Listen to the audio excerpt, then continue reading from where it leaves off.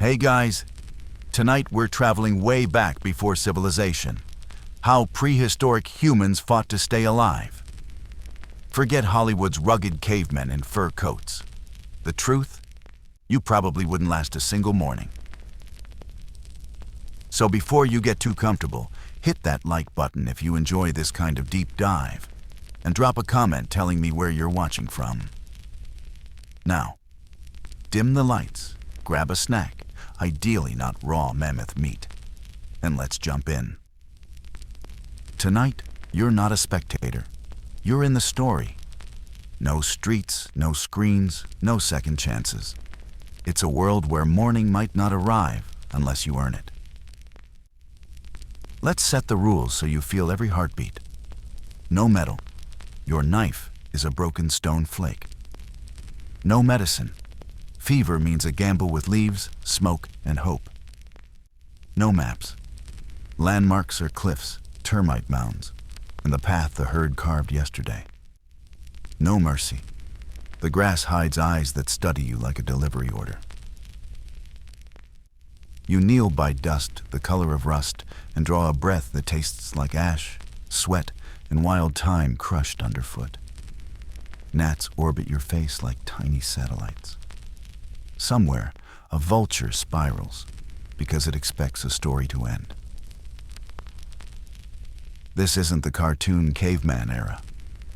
We're talking early humans and close cousins moving through savannas and woodlands with stone flakes. Think Oldowan chips, sharp, simple, deadly enough. And later hand axes shaped like teardrops, elegant, heavy, multi-purpose. They're not fashion. They keep your people fed. Your body is the toolkit evolution issued. Long legs for distance, springy arches, tendons like bowstrings, and a cooling system that sweats like a busted faucet. That's not gross. It's engineering for long chases under a cruel sun. Shout out to persistence hunting, running not faster than antelope, but longer. Fire. Sometimes you have it, sometimes you don't. When you do, everything changes. Meat becomes safer, nights get shorter, stories get longer. Without it, the dark has teeth. Food isn't breakfast, lunch, dinner. It's find or fail. Roasted tubers, marrow sucked from bones cracked with hammerstones, grubs with the mouthfeel of warm peanut butter, berries that stain your fingers, and, if you guess wrong, your whole day. You'll smell everything. Wet fur, crushed sage, sour carrion, your own fear. It's not pretty. It is life. And you're not alone. Your safety isn't your biceps. It's your circle. Eyes scanning, hands sharing, voices passing warnings and tricks. How to read a hoof print like a text message. How to gauge a storm from the taste of the wind. How to tell lion from hyena by the silence that falls before either arrives. Predators? Pick your nightmare.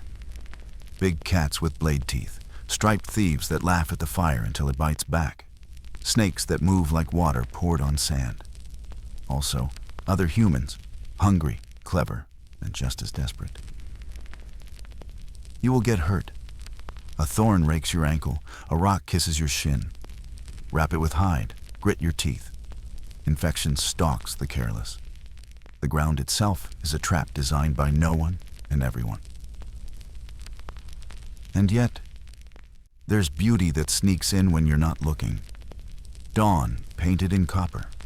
The herd's thunder under your heels. Smoke that smells like safety.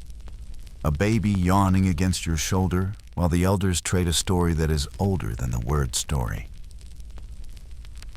This is the tightrope we walked for ages, and your job tonight is simple. Don't fall. Ready to step through the canvas? Take one breath, deep and slow. Feel dust in your throat, hear insects stitch the air, and let the cold edge of morning cut your cheeks awake. Now that the ground rules are carved into your bones, open your eyes in the gray before sunrise. Your tribe is a ring of shadows. Your shoulder is someone's pillow. Your nose is full of smoke and damp earth. The world is listening. So are the things that hunt. Into water. After. Now that you've counted heads and checked the horizon, your tongue feels like leather. Thirst makes fools of champions. Time to risk a river or follow spoor to a seep the size of a footprint. Into food, before your breakfast, hunt beat. The belly votes next. Berries if the bushes forgive you. Roots if your digging stick sings, or tracks if luck deals you hoofs. Into hunt, scavenge choice. If the wind carries fresh fear scent, something died nearby. If the birds are quiet, something hungry is still there. Decide fast. Chase the living or argue with the dead. Into fire. If your hands win the argument with wood and breath, the spark becomes permission to cook, to speak, to sleep in slightly louder dreams. Into night. When the light folds, your shadow grows teeth you don't own. Keep the flames fed. Keep your stories louder than the grass. Drop a comment. What's one modern skill you'd try to use out here? Navigation apps don't count.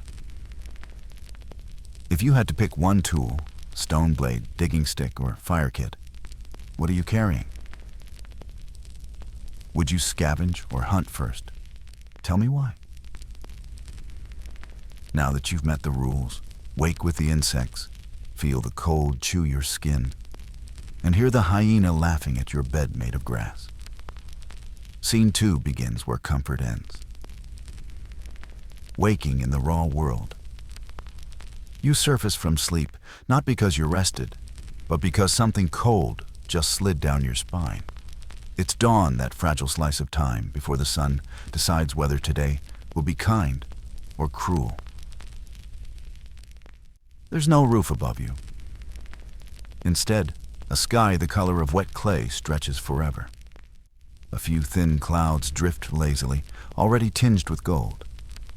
You can smell them. Rain is far off, but the earth remembers it. You shift your weight and feel every rib of the ground beneath you. Grass flattened under your back still holds the damp from last night's mist.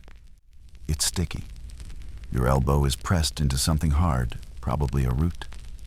You move, and a tiny avalanche of dry dirt trickles into your hair. Welcome to the prehistoric mattress. The noises come next, birds gossiping in high, uneven bursts. The drone of insects already clocking in for their shift. From somewhere behind you, a low grunt human someone stretching sore joints, shaking out sleep. Then, a sound that freezes you halfway through a yawn. A distant, rising whoop. Hyena. Not close enough to panic, but close enough to remember you're part of the menu.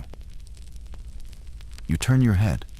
Around you, your people are rousing a dozen shapes swaddled in animal hides and woven grass. One child stirs, rubbing eyes with a fist the size of a fig. An elder scratches at their beard, eyes scanning the horizon with the habitual suspicion of someone who's seen mornings go wrong. Your breath fogs faintly in the cool air. Hunger twitches in your belly, but you don't move yet. You listen. The way the air flows tells you if predators are downwind. The bird's tone tells you if something bigger than you is moving nearby. Your fingers find your only possession, a chipped stone flake. Smooth on one side, sharp enough on the other to peel bark or slice a tuber. It's not much, but it's proof you're not entirely helpless. A cough from across the camp breaks the stillness. People begin to rise, stretching, rubbing their arms against the chill. No one speaks loudly. Voices carry, and sound can be an invitation. The day is young, but it's already demanding something from you. A plan. Your stomach growls, and now the choice is clear. The hunt for food begins the moment your eyes open. The berries you found yesterday are long gone. And if you don't find something soon, the ache in your belly will sharpen into weakness. You glance toward the tree line. Somewhere in there, roots lie hidden under dry soil, fruits cling high in branches, and small animals scurry between shadows. You glance in the other direction, open grassland, where herds sometimes pass if you're lucky, and patient. Both paths carry risk. The elder gestures toward the woods, a subtle nod, a shared understanding. You'll start with gathering. It's quieter, safer, but you'll keep your ears open for the thud of hooves. You push yourself upright, brushing the dust from your arms. The cold has retreated, but the hunger has sharpened. Your bare feet sink into the damp earth as you step forward. Each sound, each crack of a twig, makes your ears prick. Ahead lies the forest edge, smelling of sap and shadow. And somewhere in there, breakfast is waiting. Breakfast, if you can find it. You step under the first low branches and the light changes. Out here, the sun doesn't dominate the canopy, filters it into moving shards of gold and green. The air is thicker, cooler, laced with the smell of damp leaves, crushed moss, and something sweet. Maybe ripe fruit, maybe decay. Your toes press into soft soil that gives under each step. Somewhere above, a bird with a voice like clinking stones sings the same note over and over. It's not for you. It's a warning to others that you've arrived. You scan the undergrowth. The trick is knowing what you're looking at. Leaves that are glossy and pointed might hide berries worth eating, but they might also hide a bitterness that will turn your stomach into a battlefield.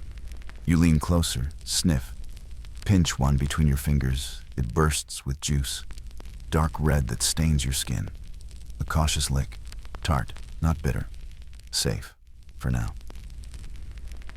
You pluck a few, dropping them into a woven pouch. Not enough, never enough. Next, your eyes search for tubers. You spot a small mound where leaves fan outward like tiny green flags. You kneel, wedge your stone flake into the earth, and pry gently. The soil releases a pale root, slick with moisture, smelling faintly of earth and pepper. You rub the dirt off and take a bite, crisp, fibrous, slightly sweet. Not a feast, but fuel.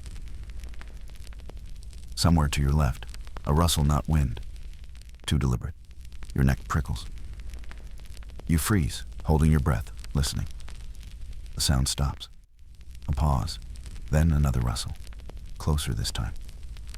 You ease backward, eyes scanning for movement. And then you see it, a flash of fur, the curve of an ear. Not a predator. Small, quick. Possibly dinner. Your pulse ticks faster. The foraging mission just became a hunt. You signal to the nearest tribesmate, a flick of your fingers toward the noise. They nod, already shifting their stance. But the animal vanishes into brush. You exhale, frustrated. The forest is full of ghosts, like that here one moment, gone the next. You could waste hours chasing shadows. Or you could move toward the clearing, where game sometimes grazes in early light. You sling the pouch over your shoulder and tread toward the edge of the trees. As you move, your ears pick up a distant, rhythmic crunch, the kind made by hooves trampling dry grass. The choice is no longer yours. The herd has chosen for you. Breakfast may not be berries after all. You tighten your grip on the stone flake, quicken your pace toward the sound, and step out into the glare of open ground where the day's first true chase is about to begin. Hunting 101.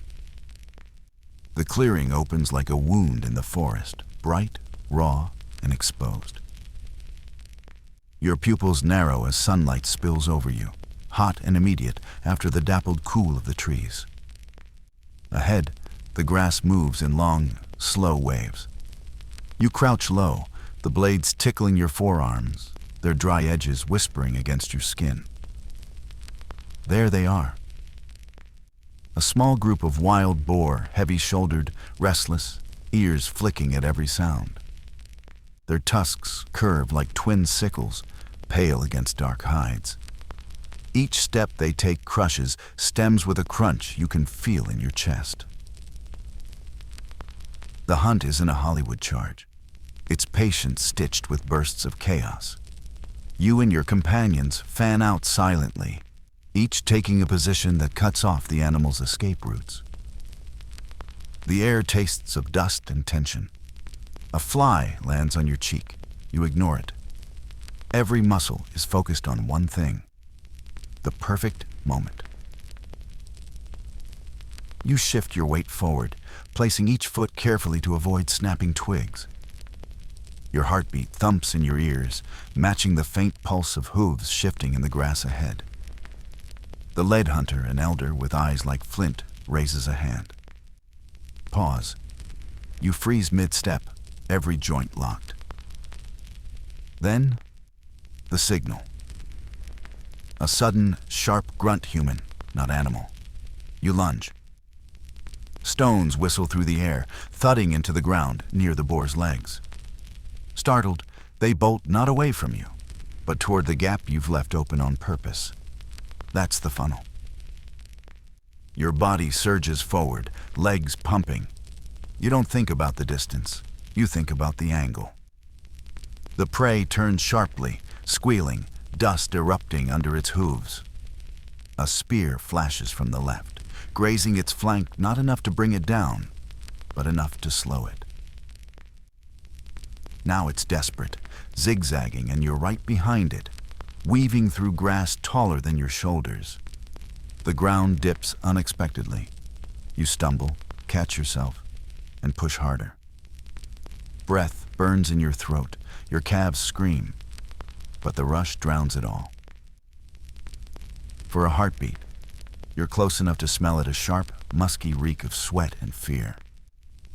You thrust the stone blade forward, but it darts sideways at the last instant, vanishing into a wall of grass with a sound like ripping cloth. You stop, panting, ears straining for the direction it took. The silence after the chase feels louder than the chase itself. You look to your companions, some shaking their heads, others scanning for signs in the trampled grass. The elder squats, fingers brushing a smear of fresh blood on a broken stem. The animal's hurt. It will slow down. The decision is made. Track it until it drops from exhaustion. But that means hours of following its trail under the sun, with no guarantee of success. As the boar's hoofprints lead deeper into scrub, your stomach reminds you that waiting for the perfect kill is a luxury you can't always afford. There's another way to eat, not by chasing the living, but by claiming what's already fallen. You exchange a glance with one tribesmate, and without a word, split off toward the scent of carrion drifting on the breeze. Plan B, scavenging. The wind shifts, carrying something heavy and unmistakable, the thick, sour weight of rot. It's not a smell you forget. Sweet at first, then metallic, then an undercurrent of damp fur and old blood. Your stomach clenches, but your mouth waters anyway. Out here, hunger is stronger than disgust. You move toward it cautiously, eyes flicking between the ground and the sky. Above the tree line, a lazy spiral of wings vultures, big as umbrellas, turning in slow, deliberate circles. They're not just scavengers. They're beacons. Where they gather, something has died. The path is rough patches of dry grass that snag your ankles, thorn bushes waiting with clawed fingers. You step carefully, listening for sounds that don't belong. The shuffle of paws, the snap of a twig under too much weight. The carcass you're looking for doesn't come gift-wrapped. It's guarded by tooth and claw, more often than not. The smell intensifies as you approach a low rise. You pause, dropping into a crouch. Beyond the hill, the air buzzes with flies. You creep forward until you can see over the crest. There it is. A zebra, or what's left of one, lying awkwardly on its side, legs stiff in the grass. Its skin is torn in ragged strips. Ribs protrude like pale bars of a broken cage. The ground around it is churned up with tracks, hyena prints, lion pads, and something else, smaller but fresh. The vultures keep their distance for now, watching from the branches of a nearby acacia. You don't rush in. The golden rule: if you can smell it, so can every predator within half a day's walk. You scan the brush, eyes straining for the flick of an ear, the twitch of a tail. Nothing moves. Yet. Your companion edges forward, stone blade in hand. You follow, the air thick with heat and buzzing wings. Flies land on your skin, tasting sweat, crawling toward your eyes. You ignore them. The first cut is quick, deep into a flank where the meat still looks red and damp. Steam rises from it, faint but visible in the sun. You work fast, sawing through muscle, ignoring the soft give of fat under your fingers. The smell is worse up close, a clinging, oily stench that coats the back of your throat. You take only what you can carry. Too much, and you'll slow down, make yourself an easier target. The vultures inch closer, hopping awkwardly, heads tilting. Somewhere behind you, a branch snaps. That's all the warning you get. Your companion hisses a warning, and you both retreat, meat clutched in your arms. From the shadows, a hyena emerges, its shoulders rolling, eyes fixed on you. Doesn't charge. It doesn't have to. You know the rules.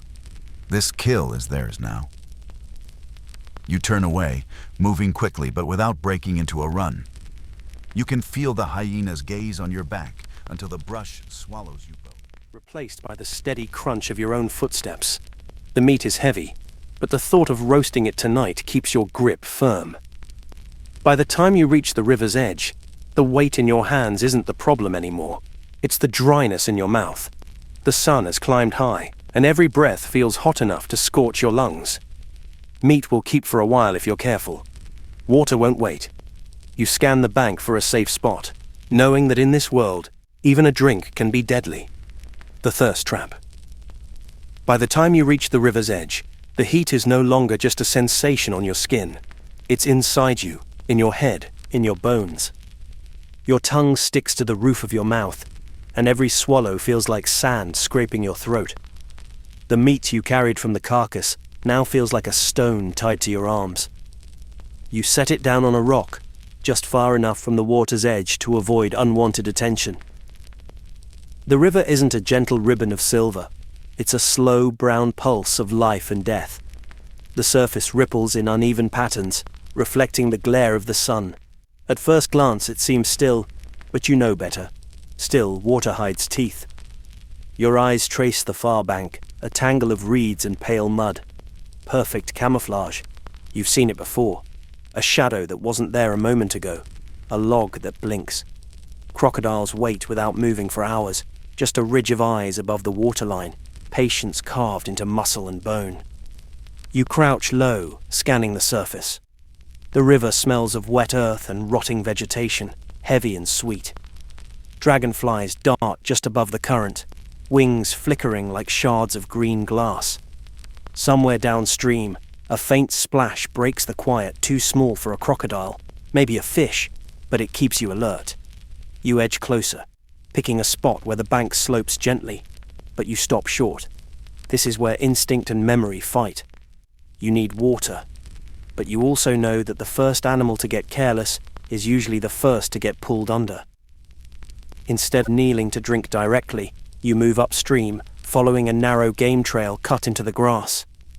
The path leads to a shallow pool, cut off from the main current, a remnant from the last flood, its edges crusted with cracked mud. The water here is murkier, trapped under a thin skin of algae. You hesitate. This could be safer from predators, but not from sickness. Stagnant pools breed invisible killers. Parasites, bacteria, things that can turn your guts into a battlefield. You kneel beside the pool, dipping your hand in slowly. The water is warm, gritty between your fingers. You let it settle, watching for movement, tiny wriggles that mean danger you can't fight with a spear. Nothing obvious. From a leather pouch tied at your waist, you pull a small bundle of woven grass, a primitive filter lined with crushed charcoal and fine sand. It's not perfect, but it's better than nothing. You scoop the water through the filter into a shallow gourd, watching the sediment settle to the bottom. The filtered water is still cloudy, but the smell is cleaner. You lift the gourd to your lips. The first swallow is almost painful, cool relief hitting parched tissue. You drink slowly, letting your body adjust, resisting the urge to gulp it all down at once. When you finish, you refill and drink again, each mouthful pushing back the headache that's been building all day. But you don't stay long. The sun's angle tells you time is slipping away. You retrieve the meat, tying it with twisted plant fiber so it hangs from your shoulder. The river hums behind you as you step back into the grass. Somewhere upstream, a distant bellow echoes hippos, claiming their ground.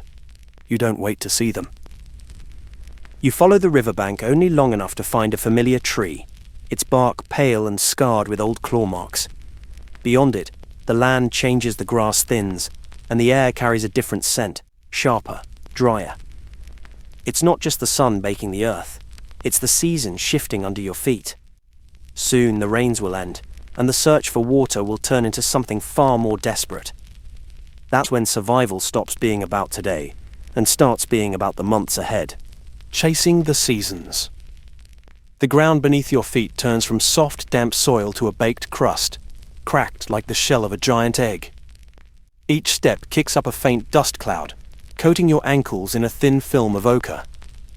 The river is still audible behind you, a low, distant murmur, but here the air is drier, stripped of the heavy scent of reeds and wet mud. Instead, it carries the brittle aroma of grass losing its green.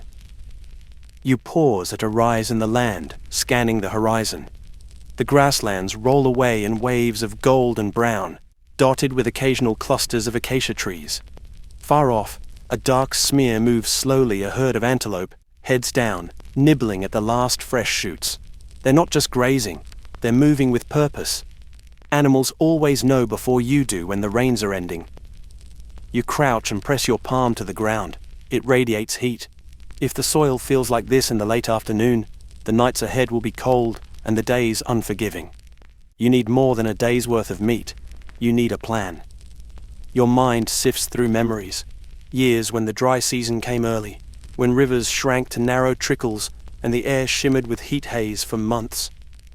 Back then, survival wasn't just about finding food. It was about predicting where it would still exist weeks from now.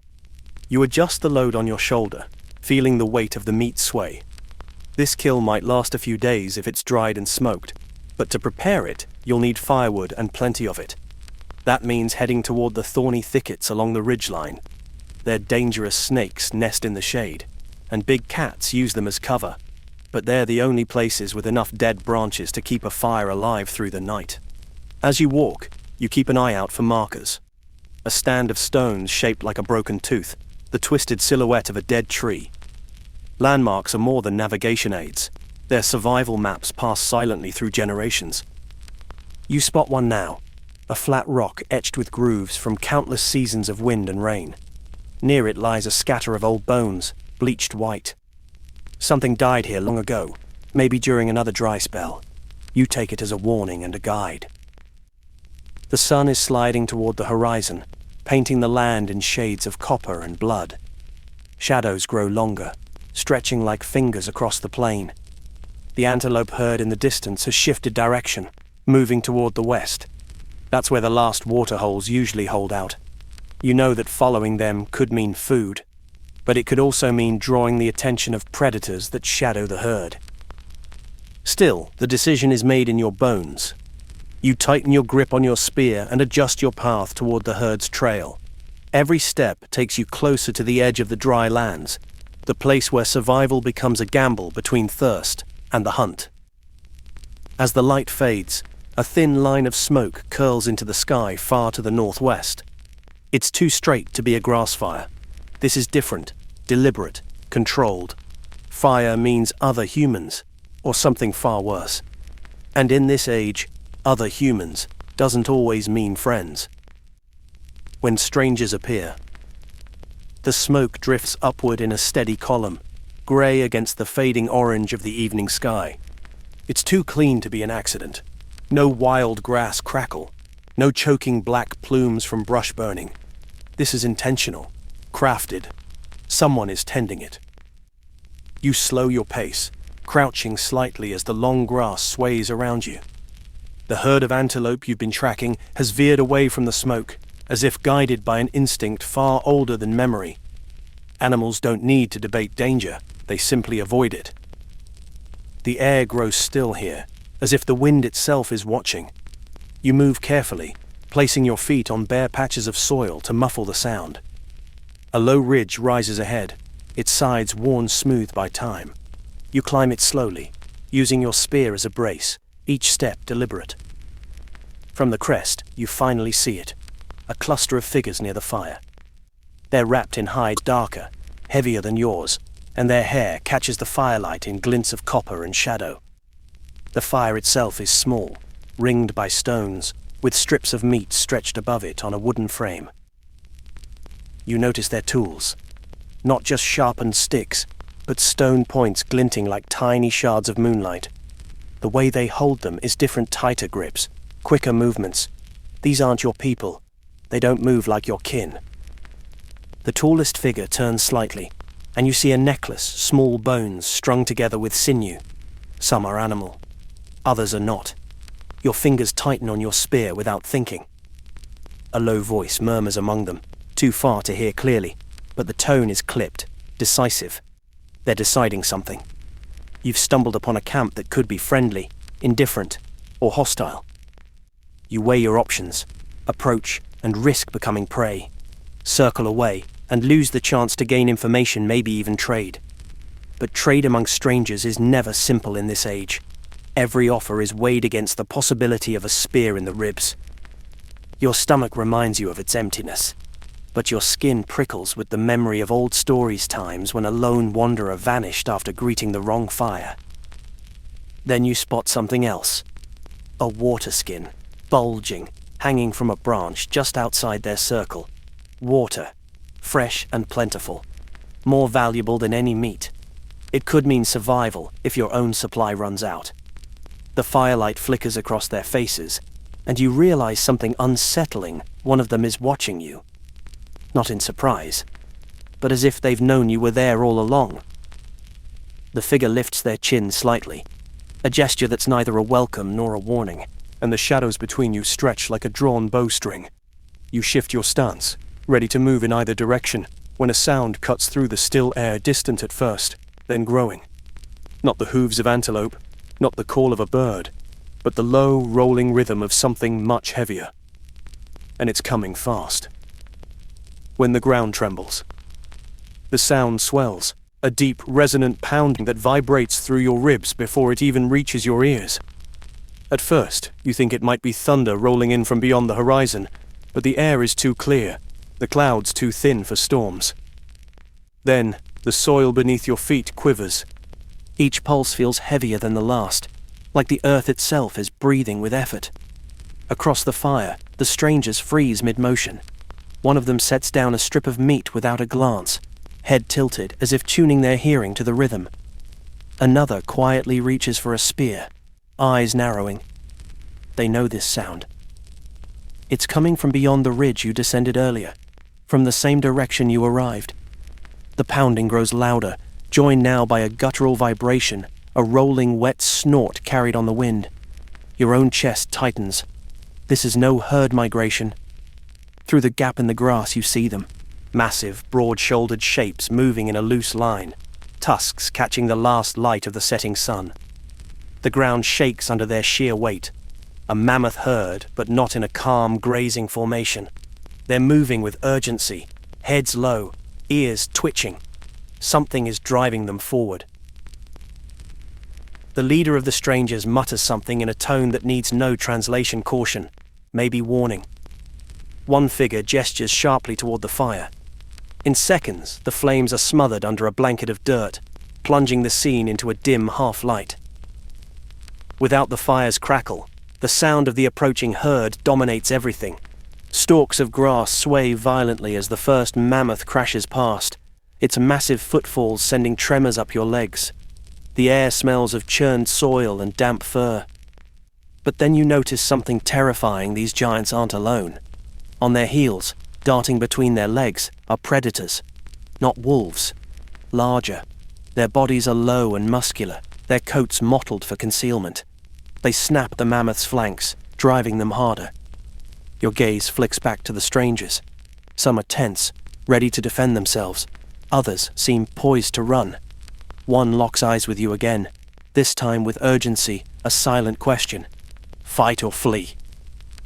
The pounding grows deafening as more bodies thunder past. The ridge you climbed earlier is already shuddering under their passing weight.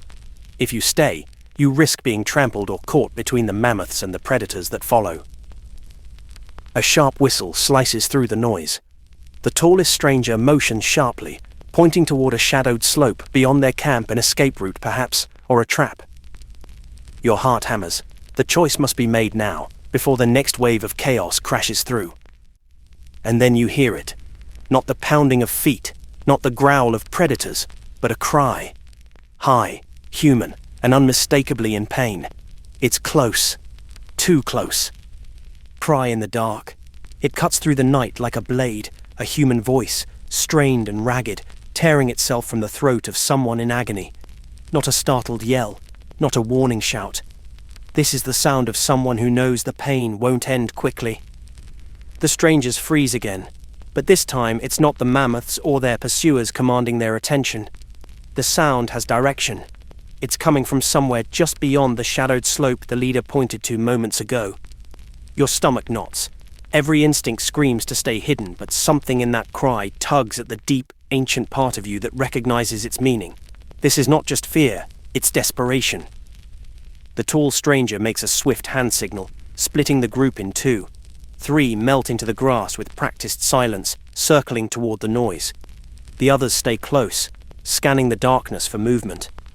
You're caught in between, unsure which path offers safety, the one that hides from predators, or the one that answers a fellow human's suffering. The ground here is softer, littered with broken twigs and damp leaves. Your feet sink slightly into the earth with each step as you follow the tall stranger.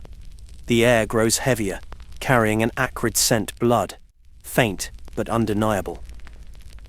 Then you see it. A narrow gap between 2 boulders, the entrance to a shallow ravine. Something shifts inside, and the sound comes again, weaker this time, but clearer. It's a person. You step closer, peering into the gloom. Moonlight catches on a face, pale and drawn, half hidden beneath tangled hair. One leg is pinned beneath a slab of stone. The skin around the wound glistens with fresh blood. They're breathing in short, shallow bursts. But there's something else, a rustle, low and steady, just beyond them. At first you think it's wind stirring the grass, until you catch the glint of eyes reflecting the moonlight. Not human eyes. They blink, unhurried, as if measuring the distance between you and them. The tall stranger raises a hand in warning. The slow, deliberate movement tells you everything. Whatever is watching is waiting for the perfect moment to strike. And then the injured one shifts, groaning, the sound echoing against the stone walls. It's enough to trigger motion in the shadows, a ripple of muscle, a subtle shift forward. You realize in a flash, rescuing this person won't be quiet. It won't be clean. And the thing in the dark knows it too. The leader gives you a single sharp look, the kind that asks a question without words. Will you risk your own life to pull them free, knowing the hunter is already closing in? The air is thick with tension, the only sounds your heartbeat and the slow exhale of whatever waits in the shadows. And then, without warning, the night explodes, not with a roar, but with the violent snap of branches as something massive bursts from the darkness. When the darkness strikes, it happens in a blur. One heartbeat, the shadows are still. The next, they erupt in raw animal force. A shape surges forward, not just large, but built for killing. Its limbs move with terrible precision, muscles rippling under a hide mottled with scars. Every motion is silent, except for the deep, vibrating growl in its throat, the kind that you don't hear so much as feel in your bones. The injured person screams again, but the sound is swallowed by chaos. The tall stranger lunges toward the boulder, prying at the slab with brutal urgency, while another member of the group steps between the predator and its target, brandishing a crude spear. The predator doesn't flinch. Its eyes fix on the weakest among you, the one trapped, the one bleeding. It doesn't see the others as threats. Not yet. You catch flashes in the moonlight, teeth long enough to puncture bone, claws curling like sickles, breath steaming in the cold air. It circles, low and patient, knowing the wounded can't flee. The spear-bearer feints to the left, trying to draw its focus. For a split second, the animal swivels toward them just enough time for the leader to wedge a shoulder under the boulder and heave. Stone grinds against stone, the trapped leg slipping free with a wet, sickening sound. But freedom isn't victory. The injured collapses against the rock, too weak to stand. The beast notices instantly. It springs. Everything collapses into movement. Someone shouts. You find yourself rushing forward without thinking. The spear flashes. The predator twists mid-leap. Its bulk crashes into the defender, knocking them sideways into the dirt. The spear clatters away.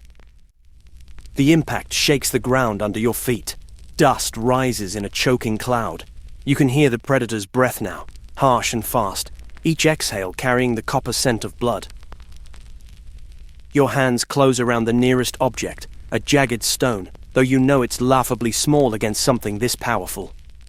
The leader's voice cuts through the chaos, barking a single command. You can't make out the words, but the tone is clear. Move! Two of the group seize the injured person under the arms, dragging them toward the ravine's slope.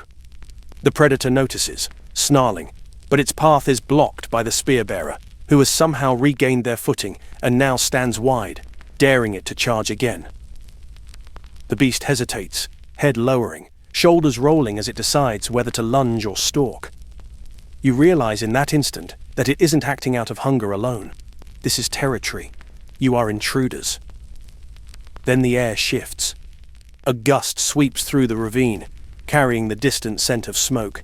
The predator freezes, nostrils flaring. Before anyone can speak, a flicker of orange light dances across the rocks, not from the moon, but from somewhere beyond the ridge. And with it comes the unmistakable sound of voices. More human voices. Firelight in the distance. The glow wavers, painting jagged silhouettes along the ridge. The predator's ears twitch, its gaze snapping toward the source.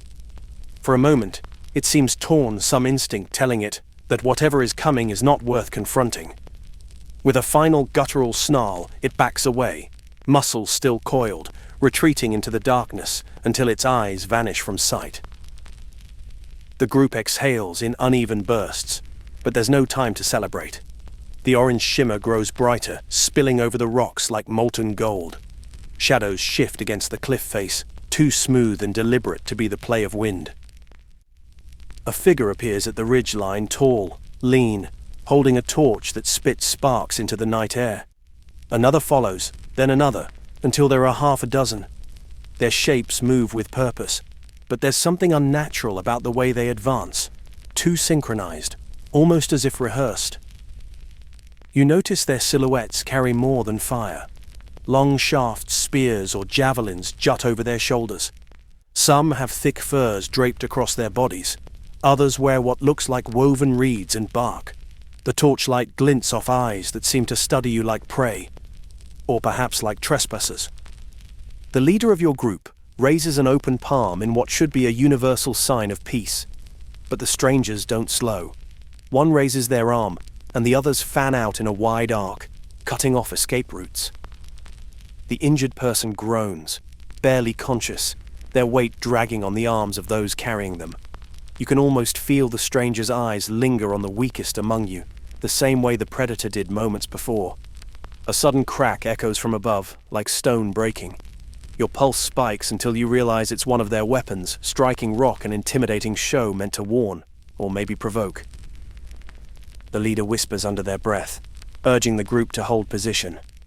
But the tension is a living thing now, coiling between both sides.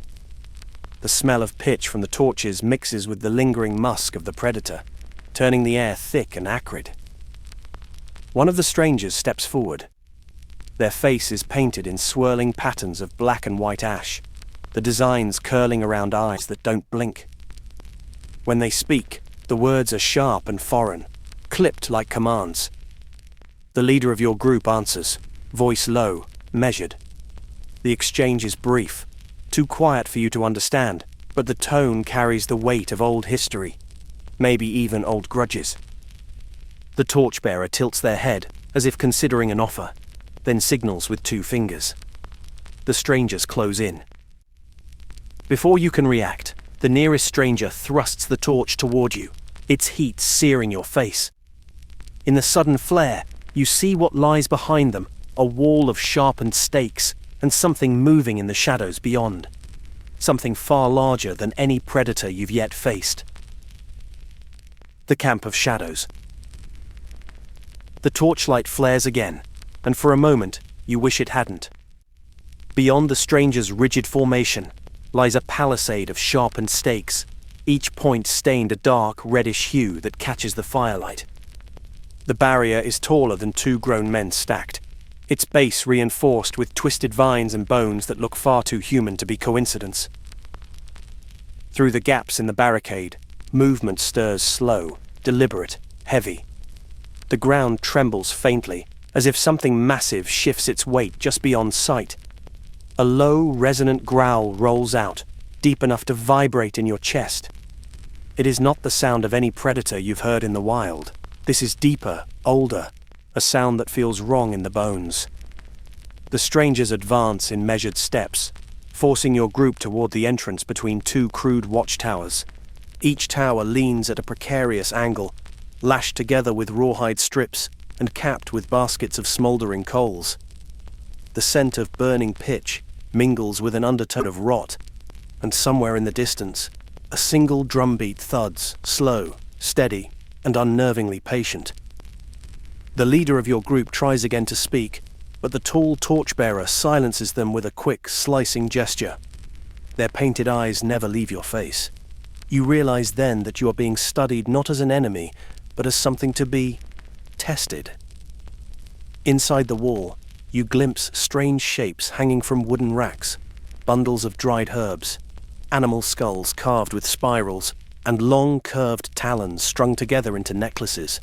In the dim, you can't tell if the talons belong to beasts or something else.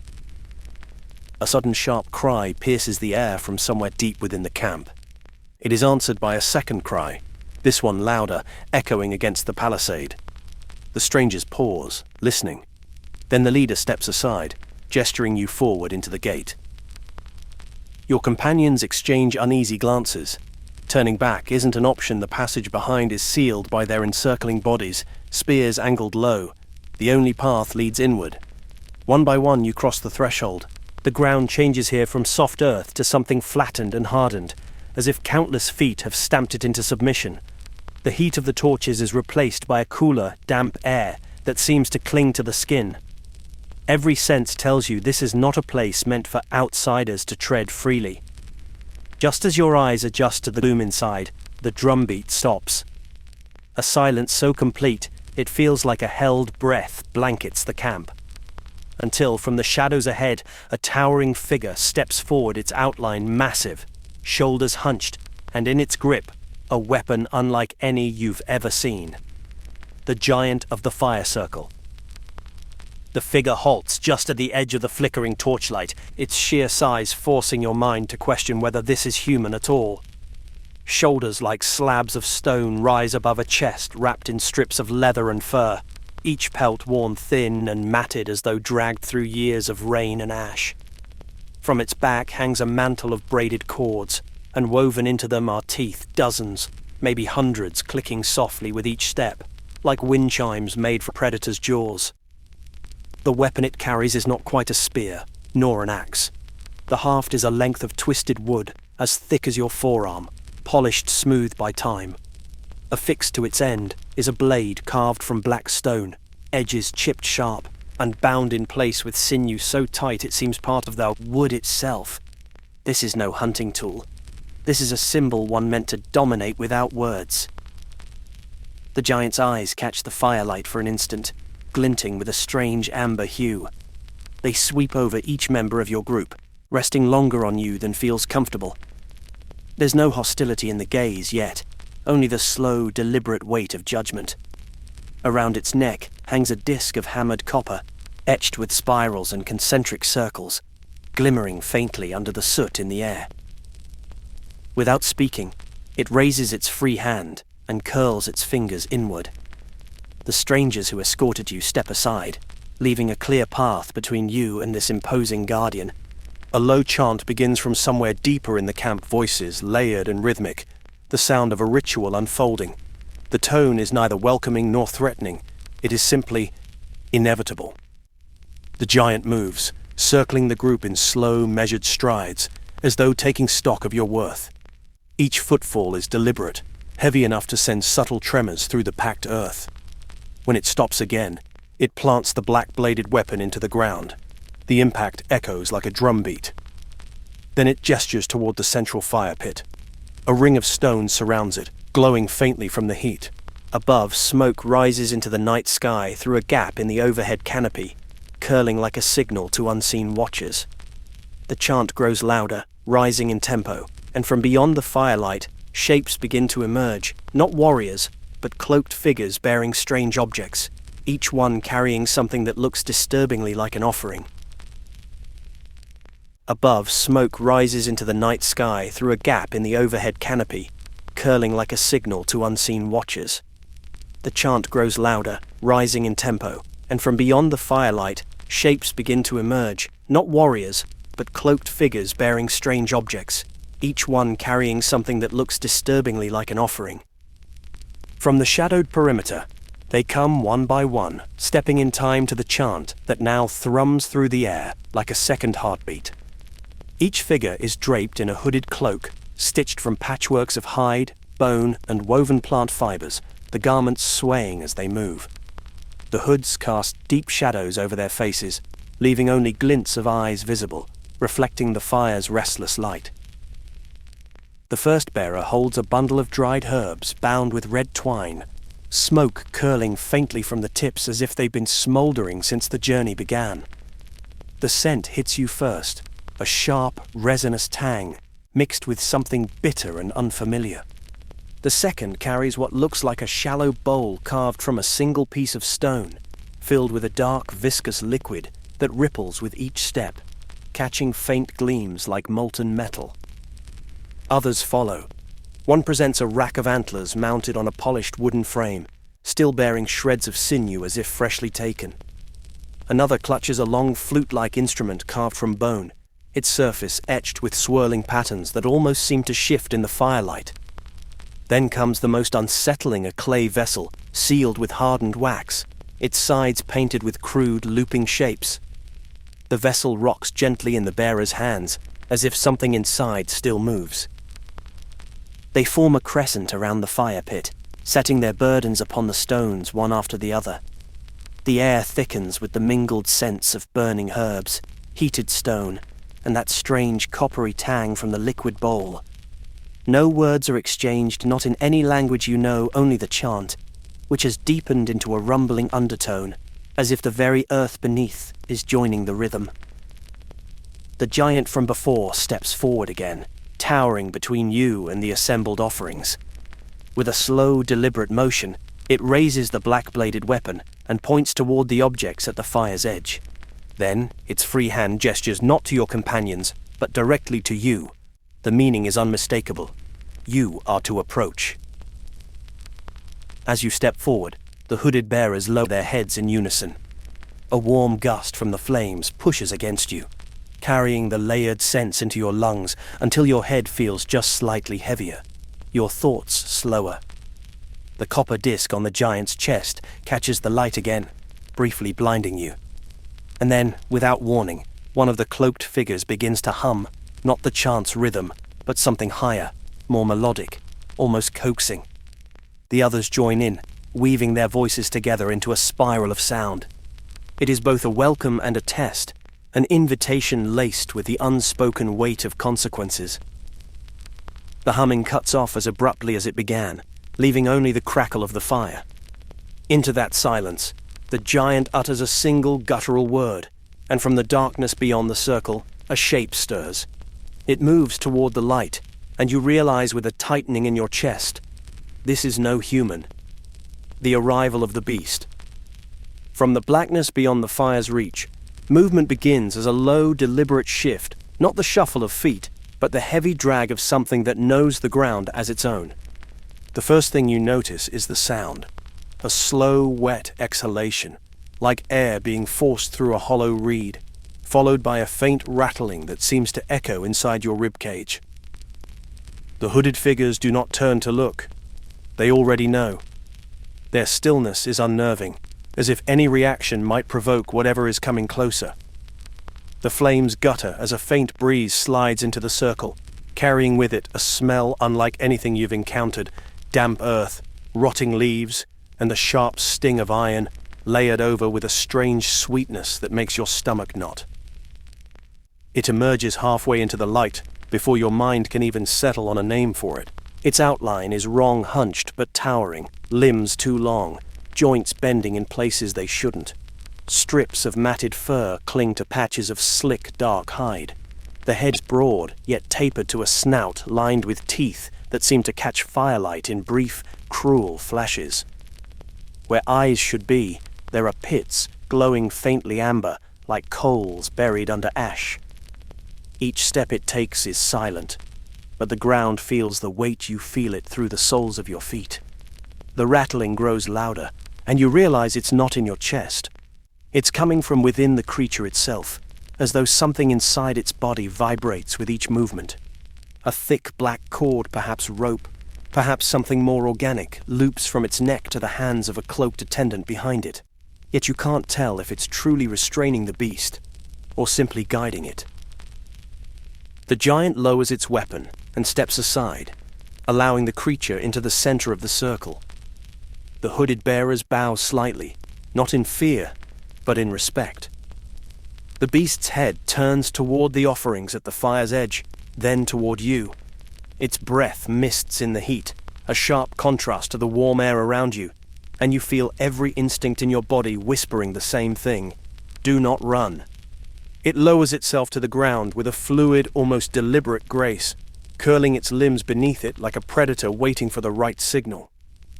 The giant speaks again, a phrase that rolls in deep, guttural syllables, and one of the cloaked attendants steps forward with the stone bowl of dark liquid. The creature leans forward, its snout dipping toward the bowl. The surface of the liquid trembles not from the beast's movement, but as though something beneath the surface is reacting to its presence. A faint hiss escapes the bowl, and for a moment you swear you see the reflection of a different face looking back at you in the rippling fluid. Without warning, the beast snaps its head up, the amber glow in its eyes flaring brighter. The chant around you deepens again, but now it's paired with a slow drumming from somewhere far off, growing louder, closer, and with each beat, the air seems to thicken, pulling you toward whatever comes next. The pulse of the ceremony. The drumming becomes the heartbeat of the night, slow at first, each thud like a distant storm rolling over unseen mountains. But it quickens, sinking with the flicker of the flames, until the rhythm feels stitched into your veins. The circle of cloaked figures sways in unison, their movements subtle yet perfectly timed, as though a single thought passes through them all. The beast shifts not with aggression, but with awareness. Its breathing matches the drum's pace, the rise and fall of its chest timed to the sound. The air is so heavy now it almost hums, and with every inhale you draw in the scent of charred resin, damp soil, and something acrid that makes your tongue feel dry. The giant steps into the fire's edge, raising his hands toward the dark sky. His voice booms in a tongue older than any you recognize, words rolling together, some sharp like breaking stone, others drawn out like wind through hollow wood. The flames answer, rising higher, bending unnaturally toward him, shadows stretching and twisting along the ground as though trying to escape the light. Two attendants kneel beside the beast, pressing their palms flat to its shoulders. At first you think they're holding it steady, but then you realize they're tracing intricate shapes across its hide symbols that glow faintly once completed, as though lit from within. The glow spreads slowly, crawling over the beast's body in branching patterns, illuminating its unnatural anatomy. Your ears ring, not from the volume, but from a tone buried beneath the chanting, a high, constant note you can't quite locate. It isn't coming from the people. It isn't coming from the drums. It feels as though it's coming from inside your own skull. The beast tilts its head upward, its coal amber eyes fixed on the stars hidden behind clouds. A low growl builds in its throat, deep, resonant, and strangely mournful. The sound seems to pull the very clouds apart, revealing a narrow break in the sky where a single pale star flickers weakly. Gasps ripple through the gathered crowd, though their movements never falter. From somewhere beyond the fire's glow, a new figure appears, smaller, cloaked, carrying an object wrapped in dark fabric. The chanting changes immediately, the tempo of the drums slowing again, as if making room for whatever is about to happen. The giant turns to face this newcomer, arms lowering, and the beast's gaze follows in perfect sync. The newcomer steps into the circle, unwrapping the bundle to reveal what appears to be a simple, weathered mask carved from pale wood. But the moment it's exposed to the firelight, the shadows around you shift, pulling closer, as though the mask is not an object, but a key. The mask's gaze. The pale mask catches the firelight in a way that feels deliberate, almost hungry. Its surface is smooth, but faint grooves run from the forehead to the chin, not decorative, but functional, like channels for something to flow through. In the dancing orange glow, those grooves seem deeper than they should be, casting shadows that shift even when the mask itself is still. The cloaked bearer cradles it with both hands, their knuckles white from the strain, as if the mask has weight beyond the physical. The air thickens further, the scent of smoldering resin is now laced with something metallic, sharp enough to sting the back of your throat.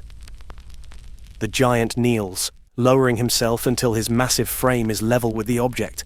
He doesn't touch it. Instead, he leans close, exhaling a slow, deliberate breath. The mask responds. At first, you think it's just a trick of the fire, but then the carved eyes flare faintly, as if waking. A tremor passes through the ground beneath you, not enough to throw you off balance, but enough to make the fire crackle with renewed ferocity. The beast growls again, but this time it doesn't sound defensive. It sounds reverent. The patterns glowing along its hide pulse in time with the faint light inside the mask's hollow eyes. The chanting shifts, voices dropping lower, elongating each syllable into drawn-out notes that blur together into something more like a sustained vibration. The sound wraps around you, filling your head until you can't tell where the noise ends and your own thoughts begin. The bearer steps forward, placing the mask onto a stone plinth you hadn't noticed before, a slab carved with the same branching designs traced onto the beast. The grooves in the stone align perfectly with those on the mask, creating the impression of a single continuous network. The giant reaches out now, his massive fingers brushing the mask's edge. The instant contact is made, the flames in the surrounding braziers shrink to slivers, plunging most of the gathering into near darkness. The only light comes from the mask itself, which now glows with a cold, pale radiance, the color of bone under moonlight. From somewhere high above, the sky rumbles, though there are no clouds left. The air pressure drops suddenly, and you feel a prickling sensation along your arms and neck, mirrors its posture, every figure bowing in unison. The giant does not bow. Instead, he lifts the mask from the plinth and holds it toward the pale star still visible overhead. As the mask aligns with that single point of light in the sky, the star flares not outward, but inward, collapsing into itself until it vanishes. In the same breath, the mask's glow intensifies, and a thin, wavering tear in the air opens just beyond the fire's edge. There in the sky. The air splits with a sound you've never heard before. Not quite a rip, not quite a scream, but something between the two, like cloth being torn underwater. The tear is thin at first, a faint seam in reality itself, shimmering with a color that doesn't exist in nature. Your eyes reject it, sliding away, and yet being drawn back against your will. The giant stands perfectly still, mask held before him, as if keeping that fragile rift open requires all his focus. Around him, the bowing figures stay frozen, their forms rigid, heads pressed to the dirt. Only the beast moves its body trembling, not from fear, but from something closer to anticipation. The edges of the tear ripple, each undulation spilling faint tendrils of vapor that twist downward and dissolve before they reach the ground.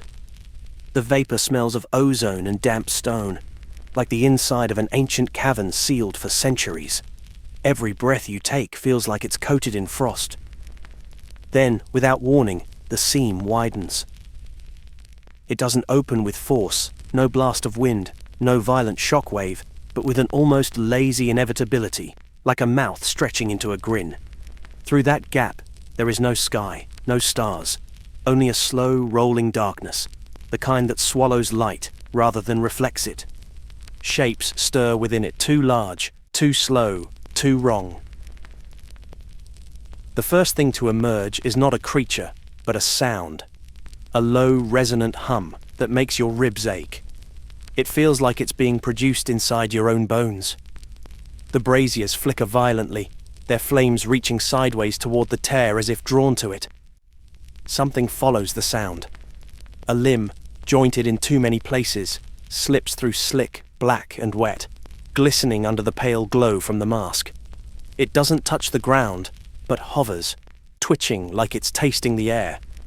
Then another limb emerges, moving with unsettling coordination, each one folding and unfolding in a way that suggests it's not bound by the rules of flesh and bone. The chanting resumes, but this time it's different. The tone is higher, faster, the syllables clipped and sharp, like the voices are urging whatever's on the other side to come through more quickly. The sound doesn't just fill the air now, it presses against your skin, worming its way into your chest until your heartbeat seems to match the rhythm. The tear widens further. A head pushes through, though calling it a head feels inadequate. It has no eyes, no mouth, only a surface of shifting ridges and hollows that change shape every time you blink. The limbs curl inward as the rest of its bulk follows, squeezing through an opening far too small to accommodate something so massive. The giant steps back, mask still lifted, its glow pulsating in sync with the thing's movements. The beast remains prostrate, but its tail lashes the ground in an irregular pattern, scattering embers into the darkness. When the creature's body finally clears the tear, the opening behind it begins to collapse, folding in on itself like a wound sealing shut. But before it disappears entirely, a sliver of that impossible light darts out and strikes the ground, sinking into the stone as though it were water, the gift of the shard. The sliver of impossible light doesn't behave like light at all. It doesn't scatter. It doesn't fade. It moves deliberately, almost like a living thing seeping into the cracked stone until the glow becomes a steady pulse beneath the surface, beating in time with something that feels older than the mountain itself. A silence falls. Not the calm kind, but the kind that makes your ears strain for a sound you know should be there. The chanting stops. The beast freezes mid-breath. Even the creature, the vast, jointed shadow that just emerged from the tear, turns its featureless head toward the stone as if recognizing something it had not expected. The pulse grows stronger. Each flash is brighter than the last, until it forces the robed figures to shield their eyes.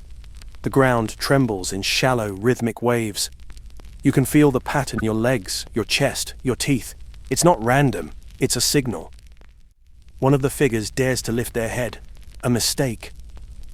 The shard's glow surges, leaping from the stone into the figure's body, like lightning finding its path.